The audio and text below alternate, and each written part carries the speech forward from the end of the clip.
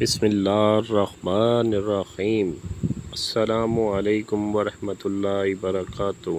سامعین گرامی، آج کا ہمارا موضوع ہے قوم عاد۔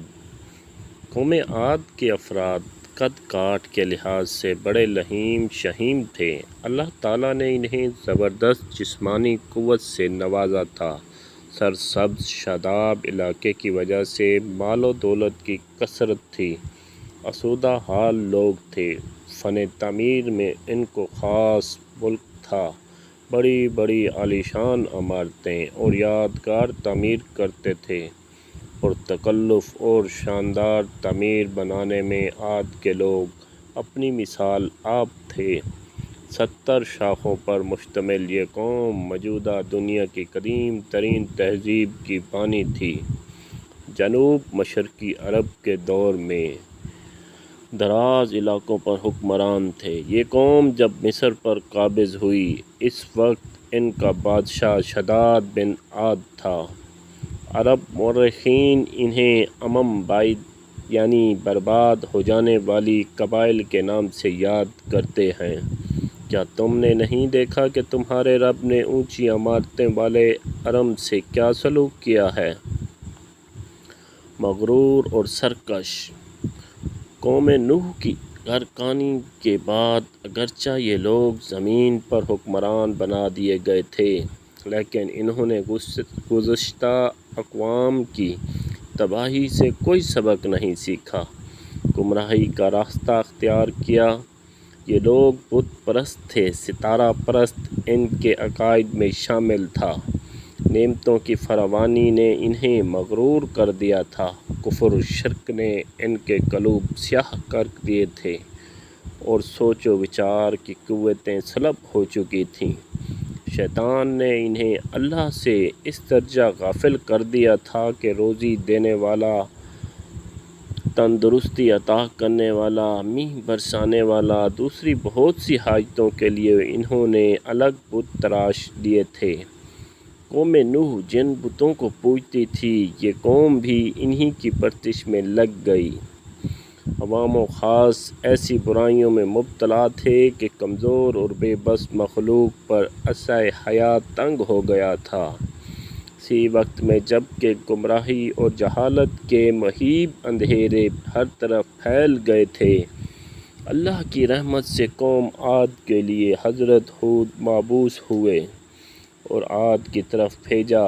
ان کا بھائی ہود بولا، اے قوم، بندگی کرو اللہ کی، کوئی نہیں تمہارا صاحب اس کے سوا، کیا تم کو ڈر نہیں؟ حضرت ہود میں بچپن سے پیغمبرانہ صفات جلوہ گر تھیں۔ آپ بتوں سے بیزار تھے، ظلم و ستم مخالفت کرتے تھے، مظلوموں اور بے کسوں کی حمایت میں آگے آگے رہتے۔ عجز و انکساری، حلم برداری آپ کے اوصاف تھے۔ گناہ آلود ماحول سے تنگ آ کر آبادی سے باہر چلے جاتے تھے۔ تنہائی میں بیٹھ کر کائنات میں پھیلی ہوئی نشانیوں میں تفکر کرتے تھے۔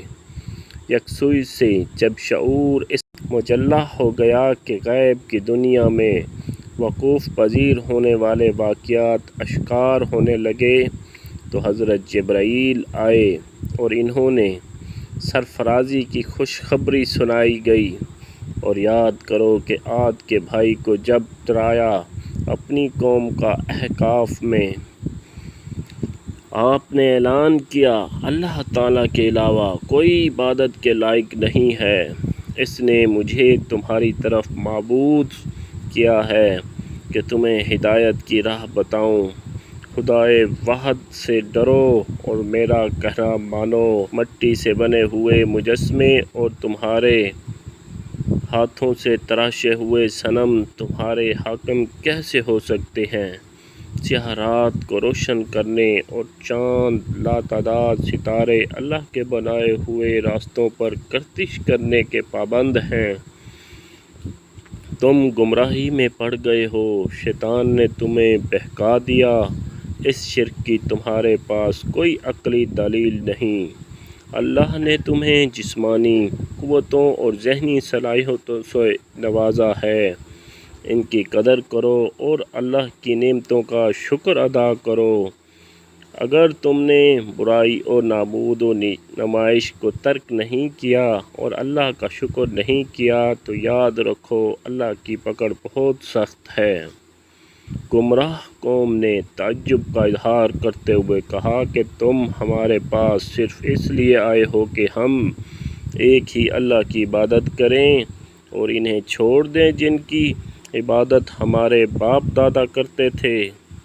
قوم کے سرداروں نے آپ کی بات ماننے سے انکار کر دیا اور کہا ہم گمان کرتے ہیں کہ تم جھوٹے ہو۔ تم عذاب کی دھمکیوں سے مرعوب ہو کر ہم اپنے بزرگوں کا راستہ ترک نہیں کریں گے۔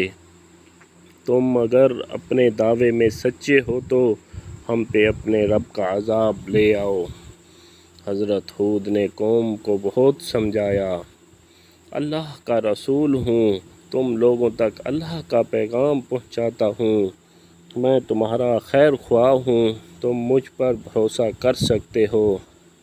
کیا تم اس بات پر تعجب کرتے ہو کہ اللہ نے خبردار کرنے کے لیے تم ہی میں سے ایک مرد مقرر کر دیا؟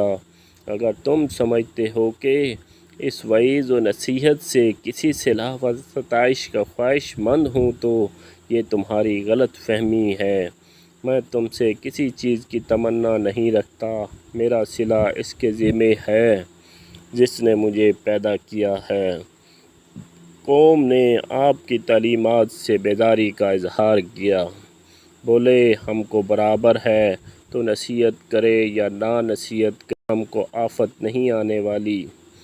اس کے بعد اللہ کا عذاب آیا، اس قوم کا نام و نشان بھی نہ رہا، پوری قوم تباہ و برباد ہو گئی۔